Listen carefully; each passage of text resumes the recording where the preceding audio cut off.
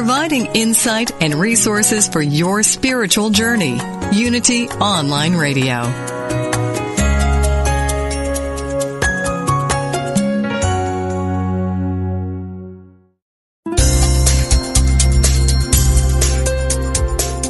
Thank you for tuning in for this Unity Partner Program.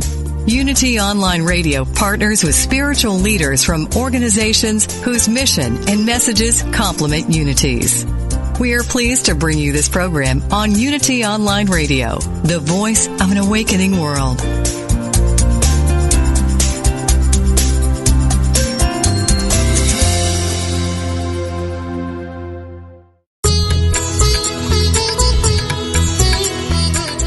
Welcome to the Yoga Hour, Living the Eternal Way, offering insights and practices for spiritually conscious living today with Yogacharya Ellen Grace O'Brian from the Center for Spiritual Enlightenment in San Jose, California.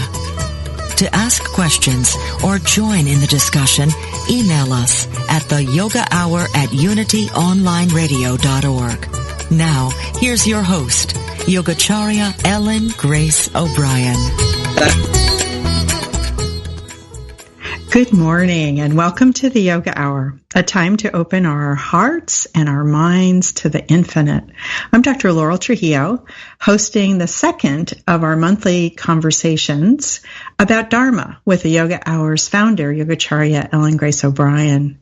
Today, we'll be sharing some insights and time-tested practices from the ancient system of Kriya Yoga. Now, yoga, while it is a familiar word to many today, oftentimes when people hear yoga, they are thinking in a kind of a limited way, that perhaps it's a stretching and exercise program, but actually the Sanskrit word yoga means oneness, union, or unity. And it really talks about how to bring together our attention and awareness with our essential spiritual nature to be restored to our original wholeness. It really talks about practicing a spiritually conscious, fulfilled life in today's world. So our topic today is how to live with higher purpose. So what is our higher purpose and why are we really here? We're going to be discussing how living with higher purpose means to live in harmony with the universal aim of spiritual realization. When we live mindfully and with awareness of our essential nature and connection to all of life, we are living in the highest way. As many listeners know, Yogacharya Ellen Grace O'Brian is the founding director and host of this program, the Yoga Hour. She's an acclaimed spiritual teacher, writer, poet, and the founder and spiritual director of the Center for Spiritual Enlightenment, a Kriya Yoga meditation center with headquarters in San Jose, California. She was ordained to teach in the Kriya Yoga tradition by her guru, Roy Eugene Davis, in 1982. Yogacharya teaches nationally and internationally and has received several community service awards, including the 2015 Mahatma Gandhi Award for the promotion of religious pluralism. Her new book of poetry, The Moon Reminded Me, was published earlier this year. And you can find out more about her teaching schedule, and her books at two websites. One is ellengraceobrian.com. and the other is csecenter.org. So welcome, Yogacharya, or Umaji, as we call you. I am delighted that you are back. We are both back together on the Yoga Hour. Thank you, Dr. Trujillo, for making this conversation possible and for co-hosting the program with me. It's really fun for me to just be in the role of having a conversation with you and about Dharma. How do we live our divine life? So before we get started with that conversation, let's just take a moment, a yoga moment, and bring our attention and awareness really to the present.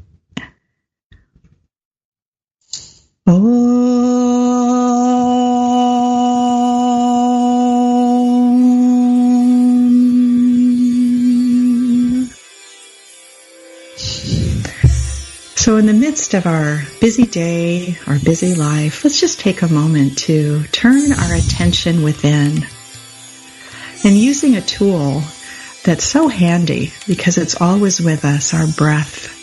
So let's start by taking a fully conscious breath, just inhaling and exhaling. Not trying to change our breath, but just noticing its natural flow. Cool air entering the nostrils and warm air flowing out. Now let's just imagine that with each in-breath we can dive within. And with each out-breath, we can just let go and relax.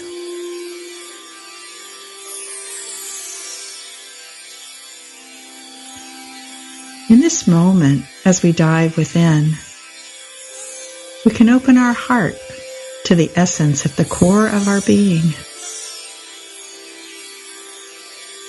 This one reality, called by many names, is the support and substance of all that is.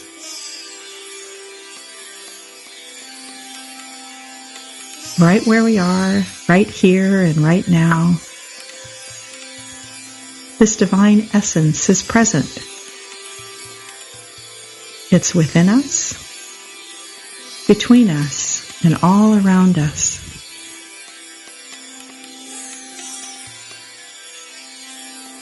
Just by being present now and noticing, we can rest in this essence of our being.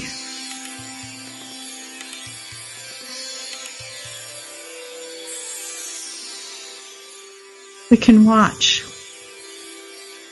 as thoughts appear, perhaps emotions arise, and we can watch as they pass away.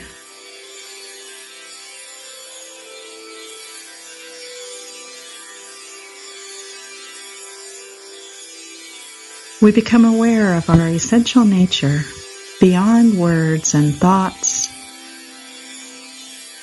beyond all change, beyond sensation, pure existence being.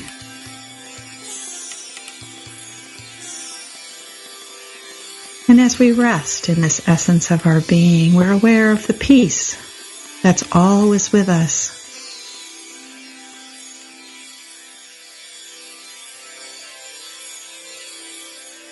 We can rest in this peace and allow it to pervade the mental field, the emotional nature, and the physical body.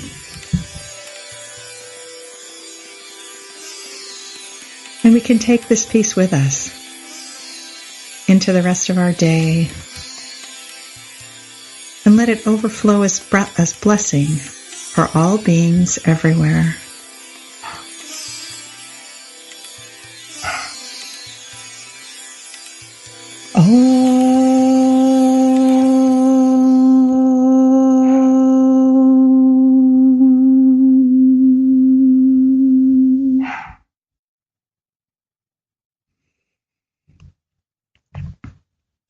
So once again, Yogacharya Umaji, it's wonderful to have you back on the Yoga Hour and to continue our conversation about Dharma. And our subject today is how to live with higher purpose. One of the things I've always appreciated about your teaching is that you discuss how there's a yearning inside everyone to live a sacred life. Can you say more about this? What is a sacred life, and how is it that we are drawn towards living in this way?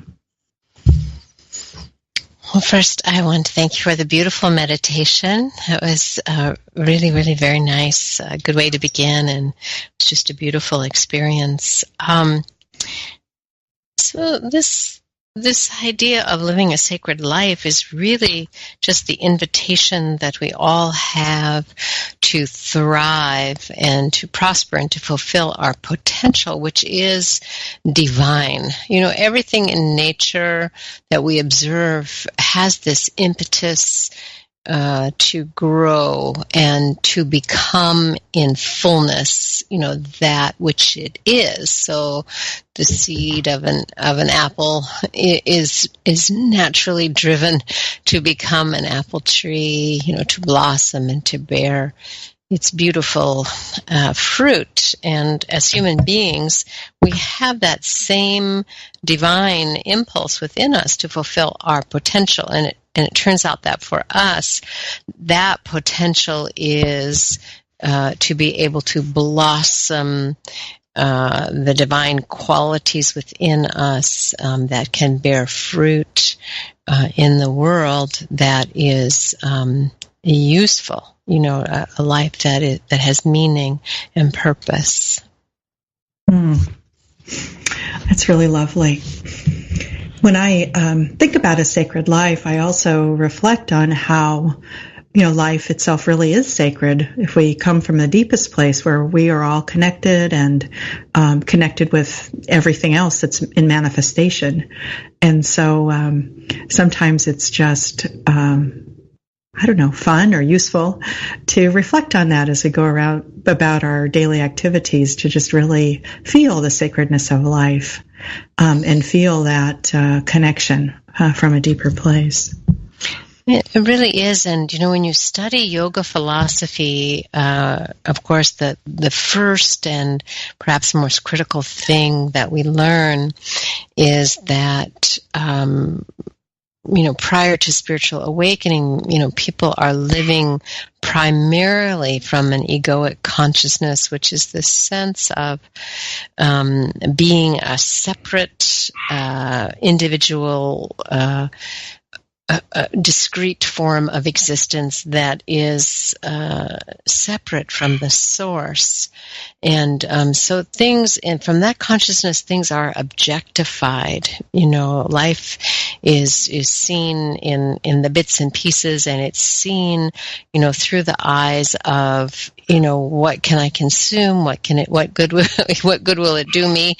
How can I use that? How can I acquire it? All from that point of I want, I need, and even other people are seen through that light. What can that person do for me? Does that person love me? And so on and so forth. But we in the teachings of yoga, of course, that is avidya, that is wrong knowledge of what we are. So yoga is all about purifying the mental field and becoming free of that error in our thinking, and it teaches us ways to be in the world, free of that grasping egoic center, but instead, opening up this greater perspective where we experience this sacred nature, this interconnection of all of life. And so things are not objectified. Everything is alive with spirit. It's a beautiful shift in consciousness. And we feel, one of the great blessings that I discovered, it came like I don't know how I would describe it, like a hologram of awareness, of experience, which was that I belonged. And it sounds, small to say, but the experience of it was having that ever-present sense of somehow not belonging anywhere, Yes. Completely, the sense of isolation that, one day just walking down the street, I just was looking around at people, at places, at things, and I felt my inherent sense of belonging. I was no longer tied to that sense of isolation. So, it's a shift in viewpoint. Life, it's always sacred. Our life is always sacred. But, we need this shift in viewpoint. So it's not looking at life like an object, like it's a sacred thing. It's being freed of that error in our thinking so that we are in it and of it, and we share in its aliveness. So beautiful. Yeah, I had a similar realization in thinking about this quality of the divine that is omnipresence. So when I was really thinking about that and really reflecting on it more deeply and having the experience of that and really realizing in the same way you just said, you felt like you belonged, I really felt like there was no place that I could go. Whatever I did or wherever I went, there was no place that I could go that God was not. And that was just a really, really wonderful experience, felt experience. So we've been talking about the sacred nature of life, and one of the things that I love about your poetry is that you really, so many of your poems really talk about that. So the book of poetry that you most recently published earlier this year, The Moon Reminded Me, has a lot of poems like that. So would you like to share one with us now? Oh, sure. And it's a short one, so we'll see. Maybe I'll be able to share two short ones. So this one's called Even the Hummingbird. And it came from, I get hummingbirds in my garden. I get to watch them. And, I think most people who've seen hummingbirds, observe the way, like a helicopter, they can stop in flight. And, their wings are of course, moving, so rapidly, but they give the appearance of standing still in midair. And I noticed that, we get these hummingbirds here that have the red throat that are so beautiful. But ordinarily, you don't see that beautiful red color. They have to turn a certain way.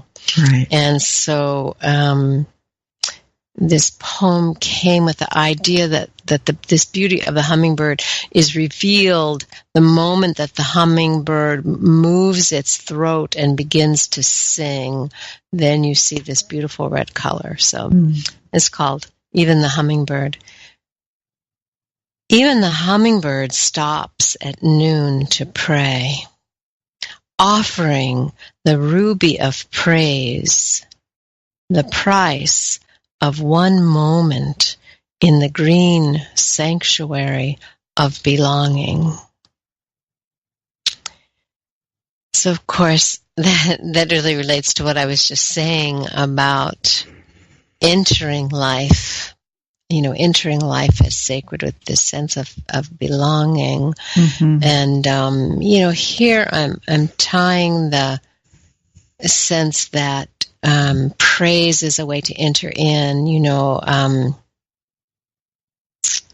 I just read a beautiful saying from Islam, from the Prophet Muhammad, in which he said, God's kindness is everywhere present except for those who deny that it is, they deny that it exists. And of course that's exactly true. This presence, this radiance, this divine support that it is flowing out of Dharma, which is that which upholds and supports, is always there, but we don't see it if we deny that it exists. So then I have another one I'll share with you that is it's a haiku. You have to be able to see this poem in color. And it's called Winter. So you think of the bare garden, what it looks like in winter. Black squirrel, green walnut. Black squirrel, green walnut, Zen master in the garden. Everything is clear.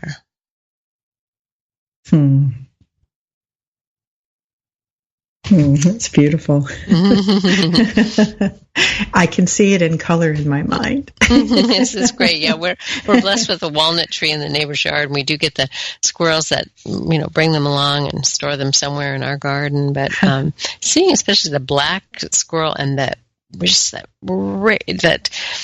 bright green walnut with the casing still on it. Yeah. This Zen master, is one who calls you to awaken. And so just seeing that little messenger in his black coat in my garden was a call to awaken. Oh, And as everything becomes when we are aware of it, I guess Absolutely. I'd say. Yeah. So today we're talking about living with higher purpose, and the idea of living with purpose is a familiar one, and many people would say that they live their lives with purpose. The focus of their activity would be directed toward a particular value or aimed at a desired result. So when we talk about living with higher purpose, what is that? What is higher purpose, and what does it mean to live in this way? I think it's connected to what I was saying earlier about shifting out of the egoic sense of it being about the me and mine. And so higher purpose means something beyond that, something beyond the individual. And that is, how the dharmic life is seen, that we're here, called to participate in planetary evolution, really, in planetary awakening, and our own blossoming occurs in harmony, in accordance with that. So, as we find how we can contribute to the whole, we also experience our own individual flowering. That's just a great way of describing it. So living with higher purpose arises out of realizing who we really are, as we've been talking about, and what we're here for, which is self-realization. So can you talk a little bit about self-realization? What is self-realization, and how does it inform our efforts to live in the highest way? Well, self-realization, as it's defined, is knowing what we are, and that self, of course, in that phrase is a capital S self. So it's knowing our essence of being, our spiritual nature, knowing that by understanding what it is, but also having experienced it. So it's not just intellectual knowledge, but it is grounded in both the intellectual knowing of what it is, but also the direct experience of it. So this self-realization, knowing what we are, and then, of course, it's learning how to live our life in harmony with realizing that truth of our being. In other words, once we wake up to this truth of our being, it's no longer acceptable to us or satisfying to live an egoic centered life, to live in a small way, to live in a selfish way, to live in a way that is not morally right. So all these things, begin to come into focus in our life as we awaken to the true self. And then the work, which we called, our Dharma, our responsibility, which Dharma means responsibility and duty, as well as it means support and foundation for life. It has to do with this divine order. And so we when we wake up, we naturally want to live in the right way, because we see that our ultimate happiness, our highest fulfillment, is going to come out of learning how to cooperate with the infinite, how to be in our right place, living in the right way, doing the right thing. And, and another way to think of that is, doing what is most useful, doing what most contributes to freedom or well-being. Sometimes if I use the word right, it may sound too, morally judgmental. And yoga is not like that. It's really about where are you really going to find happiness? Where are you really going to find fulfillment? So, and of course, it turns out that we're really going to find fulfillment when we do the right thing. So it comes back to that. Yes. Well, I love the emphasis on not just awakening and having the realization of who we really are and seeing that we're here to awaken, but also then the challenge of living from that perspective. And you have your little 4 sutra that I always come back to. We are it. Oh, sorry. It is. We are it. We forget. And we remember.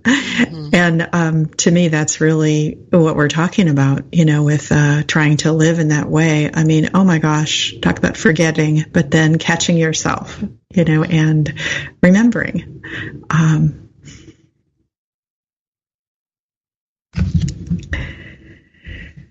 So it's just about time for the break. Why don't we go ahead and do that right now? You're listening to the Yoga Hour with a special conversation today with Yogacharya Ellen Grace O'Brian, founder and regular host of the Yoga Hour, who has published several books and audio programs about meditation, mindfulness, and spiritual living. Her current online course is Dharma 365, A Year of Living Purposefully. And you can sign up for it, find out more about it at her website, ellengraceobrian.com. And that's O'Brian is Obrian, O'Brian.com. And also more information at csecenter.org. We welcome your comments and questions. You can contact us at yogahour@unity.fm. I'm Dr. Laurel Trujillo. When we come back from the break, we'll be exploring more practices for living in the highest way. We'll be right back.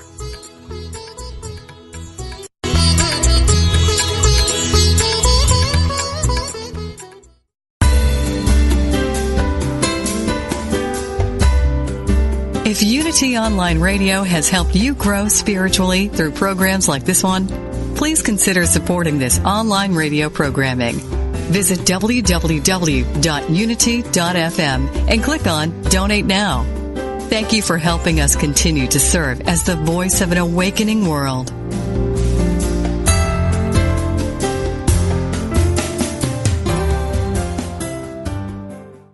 Where can you hear some of the great spiritual speakers of our day, all in one place? At Unity Village, the evening of October 18th, when the Association of Global New Thought comes to campus. Prepare to be inspired. Hear powerful presentations from Michael Beckwith, Roger Teal, Donna Johnson, Wendy Craig Purcell, Temple Hayes, Ken Gordon, David Goldberg, Kevin Ross, and Unity CEO Jim Blake. If you can't be there, watch on live stream. Visit unityvillagechapel.org.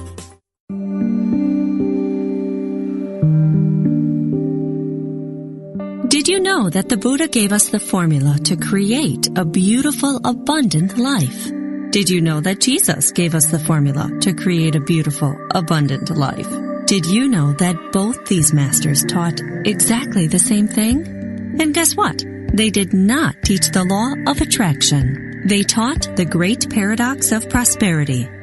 You can have anything you want. Why, you can have things you don't even know you want, but not by wanting them. Instead, put your attention on the vibrant presence of the divine within. Do that, and your life will change. It has to. That is the natural order. Want to crack the code on the great paradox? Get Janet Connor's The Lotus and the Lily. Available everywhere great books are sold.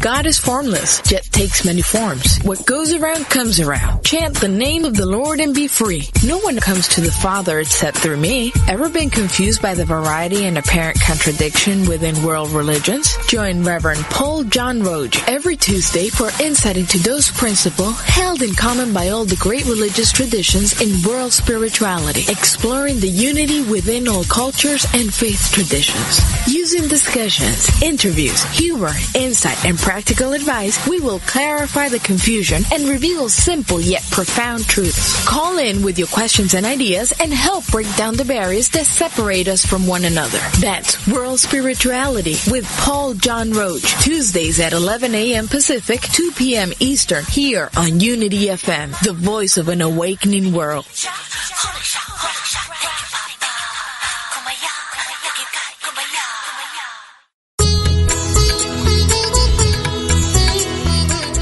You're listening to the Yoga Hour, Living the Eternal Way with Yogacharya Ellen Grace O'Brian. We now return to the Yoga Hour. Welcome back to the Yoga Hour. I'm Dr. Laurel Trujillo, and I'm joined today by the Yoga Hour's founding director and regular host, Yogacharya Ellen Grace O'Brian. And once again, her website is ellengraceobrian.com, and for CSE, csecenter.org. And I also wanted to mention that the book of poems that we've been talking about, The Moon Reminded Me, is available both through the Ellen Grace O'Brian website as well as Amazon. And I understand that in addition to the hard copy, there is also now an electronic copy, an ebook, that is available as well. So you might want to check that out. Today, we're talking about living in the highest way. And in this segment, we'll be discussing some practices that will help us to do this. So, Umaji, in your current online course, Dharma 365, you quote Sri Ramakrishna, a great sage of South India, who said, "Always keep your discrimination awake. God alone is real, that is to say, eternal. Everything else is unreal because it will pass away. As you discriminate in this manner, let your mind give up its attachment to the fleeting objects of this world. Attend to all your duties, but keep your mind fixed on God," which I think is just a really beautiful quote. Mm-hmm. And it really talks about this discrimination. So what skills, I think discrimination is one, but what skills are necessary to develop the ability to see beyond the changing material world to that which remains constant, which we've been pointing to during this program? To see to the center, to see the underlying unity behind the diversity of the world. First there's a quickening that happens, I think, for us at some point that calls us to the spiritual path, and it is that opening of our discernment, and where we sense that the world is not going to give us what we want or what we need, and that's oftentimes a time of great suffering and disappointment, where we just put all of our hopes and dreams into something, a job, a relationship, something, and then we see that somehow it disappoints, and then we begin to have the insight that we've been on this journey looking for fulfillment for a long time, and we've had many such moments where we've thought, what I'm looking for, it'll be this or it'll be that, and so then we have this awareness that none of that has lasted, has satisfied. So that's the opening of our discernment, where we begin to distinguish between, what the yogis call the real and the unreal, and the unreal being that which has no fixed form, that which is not eternal, it changes all the time, versus that which is eternal, the essence, the spiritual truth of life. So, we make that distinction. That's the first thing. And sometimes we don't know about the real, but we have the sense of disappointment in what is called the unreal, all these things that change, and we feel disappointed by life. It didn't give us what we thought was promised. And so we open our mind, open our consciousness at that time. And that's oftentimes, when people come to the spiritual path. And, that was certainly true for me. And then, if we get on a path, like a yoga path, we'll find that there are specific tools then for having deeper insight. Once you have that initial insight and you begin to look for something else, okay, if it's not this, then what is it? And of course, all the teachings, all the mystical teachings say, well, you know what it is? It's yourself. What you're looking for is within you. But, if you're like me, you didn't know how to look within you.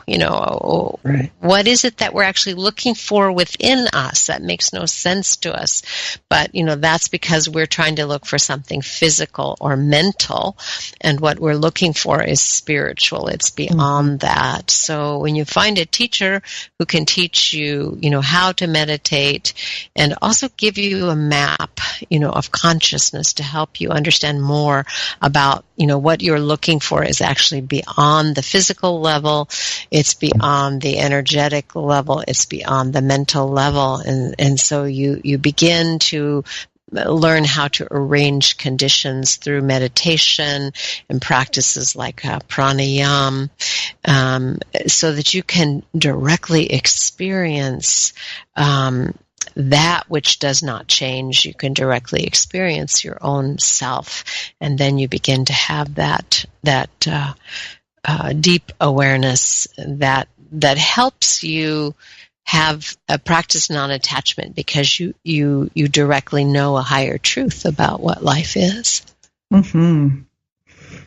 When you were speaking, I was reflecting on times in my life where earlier in my life where I thought I needed a certain thing to be happy, and times when I got that thing, and then of course over time it changes and you realize, well, that wasn't lasting happiness. And then times that I didn't get that thing, which obviously then, is another route to the same realization, of that, it's, this is not a path to lasting happiness. Mm-hmm. So you just touched on non-attachment, which I wanted to address as one of the 5 restraints or yamas in yoga. Yoga is the larger yoga that we talk about on the Yoga Hour, the yoga that is talked about in Patanjali's Yoga Sutra. And the yamas are ethical principles regarding our outer life, our life in the world. And these ethical principles help us to live in the highest way, since they're all founded in the realization that we really are all one. Or another way of saying it, they're really founded in self-realization, capital S, self-realization. But I often find in thinking and talking about non-attachment, there's confusion that people have about this idea of non-attachment. Sometimes people fear that it means that they shouldn't feel anything at all, which sounds like numbness. It's sometimes described as dispassionate non-attachment. Perhaps that's even worse, because it sounds like you're not supposed to be passionate about anything. Mm-hmm. So what does that really mean? Can you talk a little bit more about a non-attachment? Mm-hmm.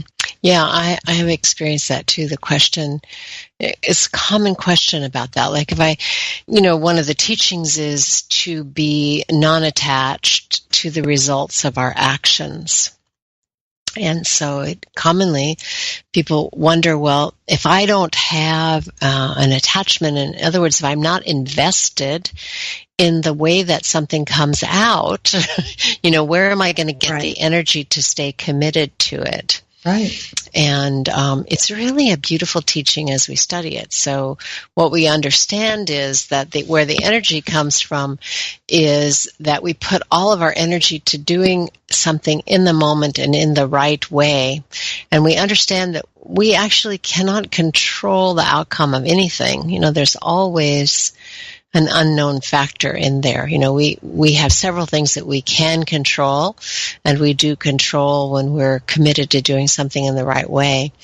But there's always an element, that is beyond our control.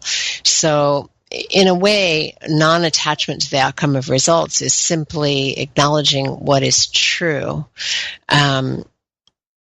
And it's also, people tend to think of it in the negative way, well, what if I'm not attached, then, things may not come out as good as I want them to. Well, things are likely to come out better than you wanted them to, right. So, why I think about it, why limit yourself? Why not enter into your project, your goal, with the understanding that what you're doing along the lines of what we call karma yoga is you're doing your work as an offering to the divine. You're offering it for the well-being of all, and your prayer is that it may prosper and serve, and so that's really connected to living with higher purpose. Yeah. That you're doing what you're doing as an offering, and then you free yourself from a certain amount of anxiety about those results, which doesn't mean that you don't care. Mm-hmm. It means that you're not tied in a knot, to things coming out a certain way. It's more like a long view of your life. I'm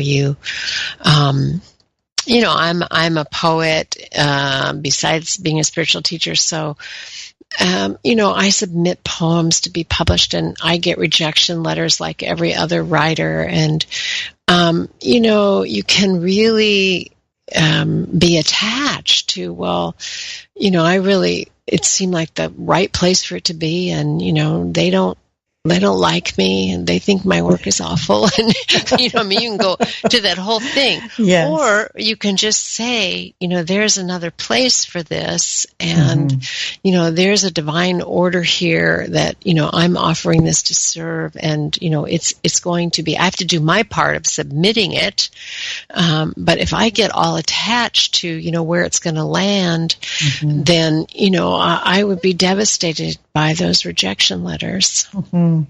No, that's such a great example, such a beautiful example of, you submitting the poems. Is the two things that you talked about, the idea that if we're so attached to a certain outcome that it is actually limiting, and the outcome actually may be greater. The eventual outcome may be greater than we can imagine at the moment, but then also the truth of just acknowledging that there definitely are things that are beyond our control that happen all the time. Mm-hmm. And so by getting wedded to a certain outcome, it can be a real source of suffering. And both of those, realizing that the outcome can be greater, and also acknowledging the truth of what is, really allows us to become more peaceful and to live more in harmony with what actually is. And I think also at the core of non-attachment practice that, I should mention is that where it comes from is having a clear sense of our own wholeness, our own fullness, so that we are not defined by anything external. So that means, as a poet, I am not defined by either the rejection letter that comes or the award that comes. And so non-attachment is really a process of living in freedom and a joy, because you are self-aware, self-contained, self-composed, self-reliant. You're not subject to being defined by anything external. Mm-hmm. That's beautiful, to really come from our own inner sense of wholeness that we've been talking about. So what advice would you give to someone who wants to begin to practice non-attachment? What's a way to begin? Well, the way that I began when I first started practicing was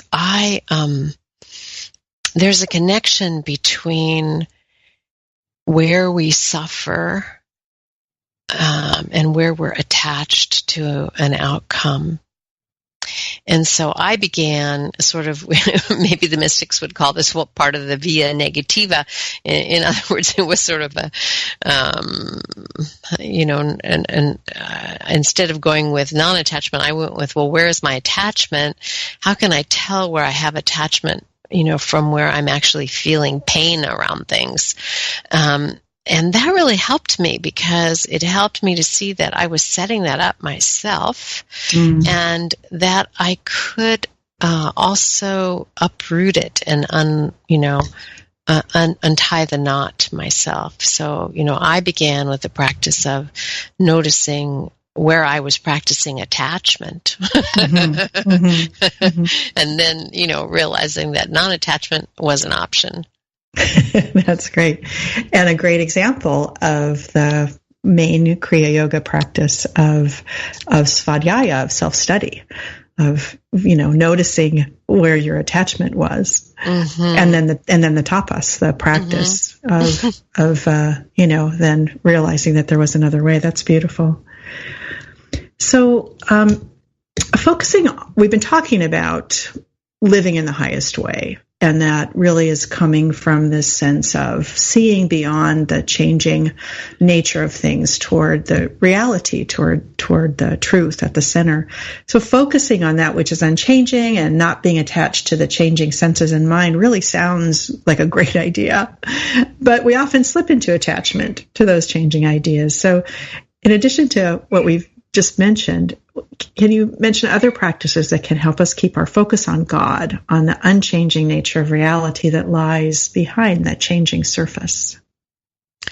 Well, the go-to practice is always to have a foundation of meditation practice, because that's where we get the taste of God or presence or peace, whatever you want to call it.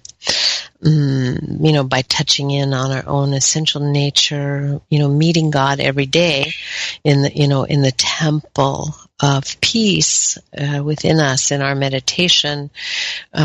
So that helps us have a little more distance, with things that are going on in life. It gives us, we abide, in that place, and then things don't come in so quickly, to upset us. We just have more peace that we take with us. And, I see it in my life, and I see it in the lives of students that I work with who, just have amazingly difficult situations. And, it's interesting that, sometimes we may not think our practice is that good. We get annoyed in traffic or, with tech support. I had absolute practice with tech support on the phone last week. I was seriously using it as my spiritual practice because I was noticing how easily overheated I was, Yes. But, and so I find that, students may not think they're making that much progress, but it's actually where, when they encounter something that is actually very serious or difficult, could be a challenge with a child or really a grave situation with work or with health, then I find that those who have been practicing and studying actually discover what a deep foundation they have and how it sustains them. They inspire me and astound me in such beautiful ways. No, that's so true. I loved how you described having a meditation practice as it really opens a space, doesn't it? It allows us to have a little bit more distance, and that space is that feeling of spaciousness is a gift from meditation practice of being in a boat where the waves are just not rocking you so hard. And you see it in so many different ways in your life. Yeah, and I think I just want to speak up for, don't belittle your practice. Don't think that it's not making that much difference. If you find yourself not being even-minded in these small things that come up every day. I think that's fairly common.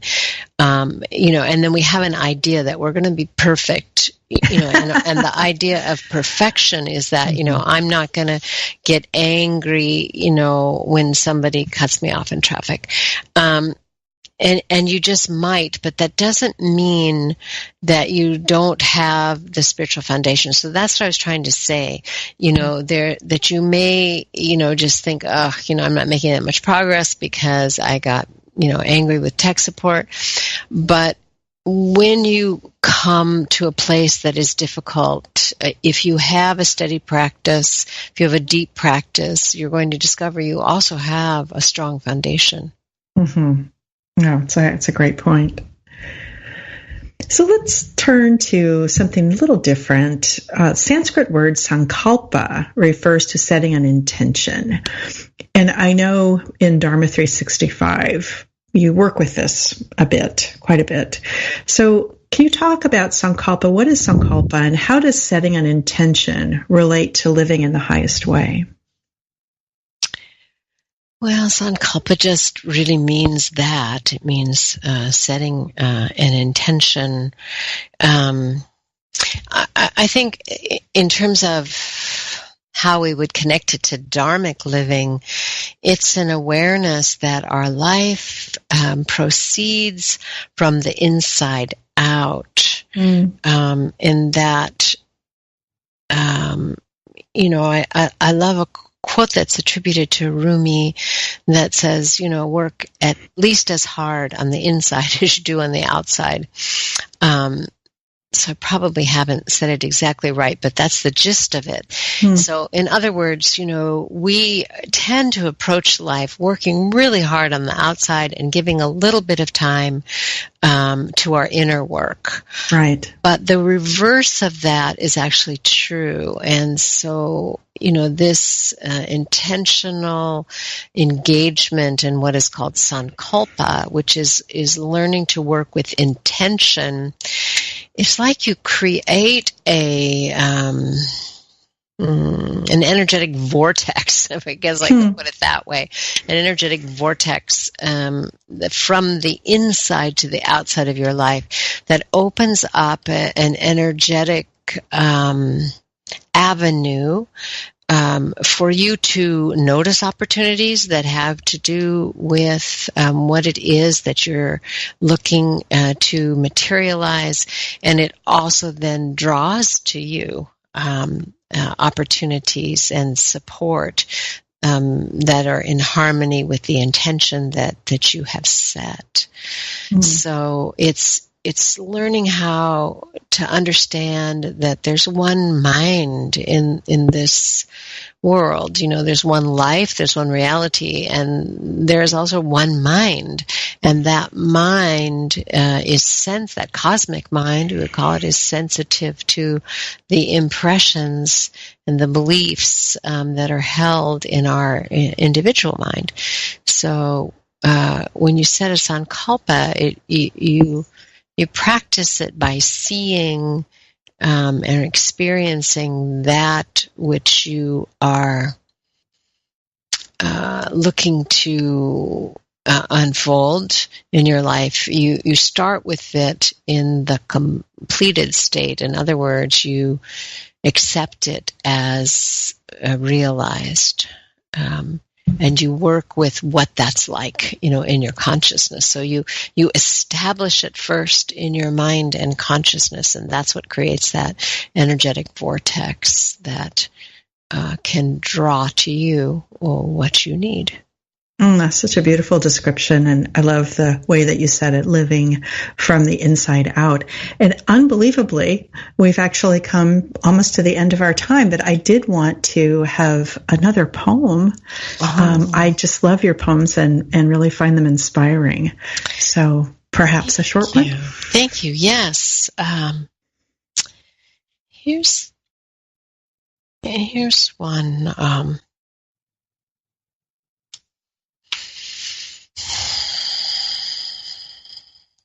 It's called Maya. Maya is Sanskrit for illusion. And we were talking about, being able to see through the unreality, changing conditions.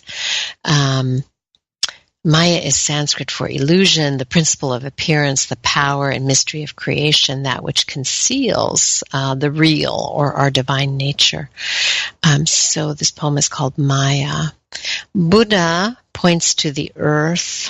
Zen master points to the moon. Arjuna points to the target. Mary points to her child.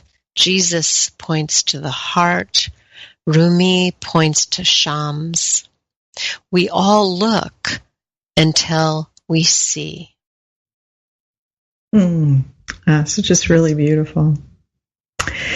And with that, we've come to the end of our time together. You've been listening to the Yoga Hour. It's been my pleasure to share this time with you. I'm Dr. Laurel Trujillo, and joined today by Yogacharya Ellen Grace O'Brian, discussing living in the highest way.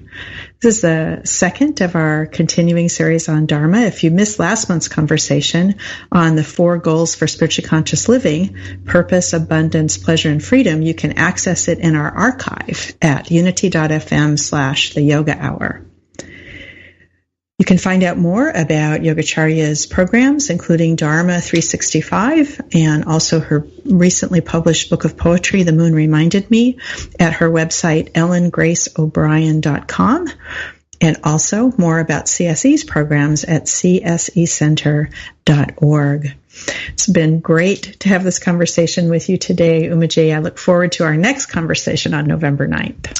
Thank you so much for facilitating this conversation, and my thanks to the Yoga Hour team and to you, of course, and to Unity Online Radio for hosting the Yoga Hour, and to all the listeners. May your lives continue to be filled with divine blessings. Thank you. For our listeners, remember to subscribe to the Yoga Hour podcast at iTunes or Stitcher. I look forward to being with you again when Yogacharya O'Brian is away. Until then, remember, you carry your own healing and wholeness within you. Share your peace and joy with all you meet. Bye now. Thank you for tuning in to the Yoga Hour, Living the Eternal Way, with Yogacharya Ellen Grace O'Brian. Join us every Thursday morning at 10 a.m. Central, 8 a.m. Pacific for practical, purposeful methods for spiritually conscious living every day. The Yoga Hour, Living the Eternal Way, only on Unity Online Radio, the voice of an awakening world. This program is brought to you in part by friends and members of the Center for Spiritual Enlightenment in San Jose, California, a ministry in the tradition of Kriya Yoga, the ancient science of self and God realization. www.csecenter.org. Request free literature by writing info@csecenter.org.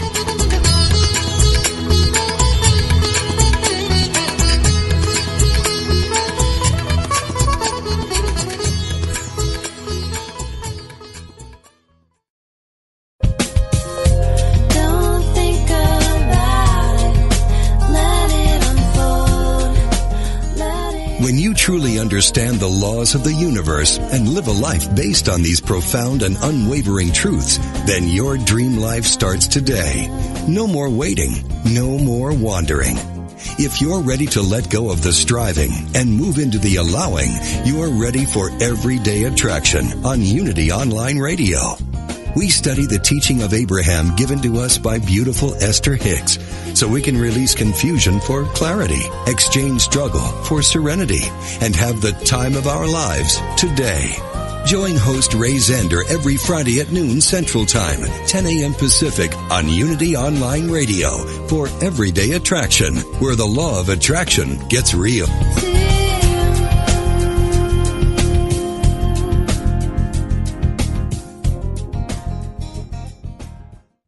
When we think of something priceless, we may envision a rare jewel or a masterpiece of art.